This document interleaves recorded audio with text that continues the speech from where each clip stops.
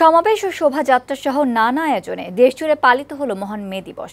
দিনভর বিভিন্ন কর্মসূচিতে শ্রমিকের নিরাপত্তা, বাঁচার মতো ন্যূনতম মজুরি, শ্রমিক বান্ধব শ্রমনীতি এবং কর্মক্ষেত্রে যৌন হয়রানি বন্ধের দাবি জানানো হয়। এ সময় বক্তারা বলেন, স্বাধীনতার দীর্ঘ সময় পরও দেশের শ্রমজীবী মানুষের পূর্ণ অধিকার প্রতিষ্ঠিত হয়নি। এজন্য লড়াই চালিয়ে যাওয়ার অঙ্গীকার করা হয়। তানজিলা নিঝুমের প্রতিবেদন। মহান মে দিবস ও আন্তর্জাতিক শ্রমিক দিবসে সারা দেশে ছিল নানা আয়োজন।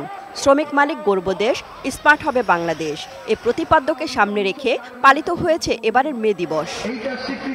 এদিন বিভিন্ন শ্রমিক সংগঠনের পক্ষ থেকে বিভিন্ন কর্মসূচি পালন করা হয়। অনুষ্ঠিত হয় শ্রমিক সমাবেশ, শোভাযাত্রা, আলোচনা সভা, সেমিনার ও সাংস্কৃতিক অনুষ্ঠান। শ্রমিক সংগঠনের পাশাপাশি বিভিন্ন রাজনৈতিক দল এবং সামাজিক ও সাংস্কৃতিক সংগঠন রাজধানী সহ দেশজুড়ে বিভিন্ন কর্মসূচির আয়োজন করে। রাজধানীর পল্টন মোড়, নয়া পল্টন ও প্রেস ক্লাব সহ বিভিন্ন স্থানে অনুষ্ঠিত হয় মে দিবসের শ্রমিক সমাবেশ ও শোভাযাত্রা।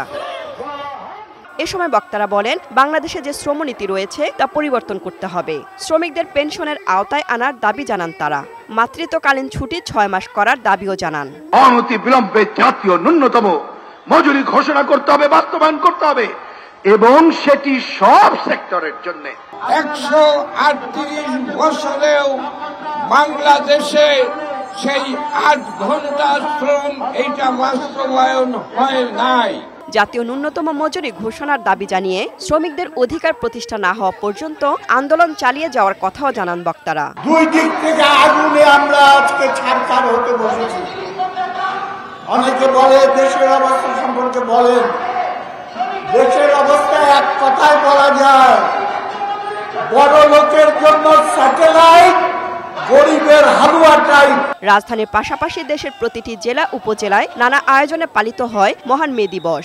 এ উপলক্ষে বর্ণাঢ্য শোভাযাত্রা বের করে বিভিন্ন শ্রমিক ও রাজনৈতিক সংগঠন।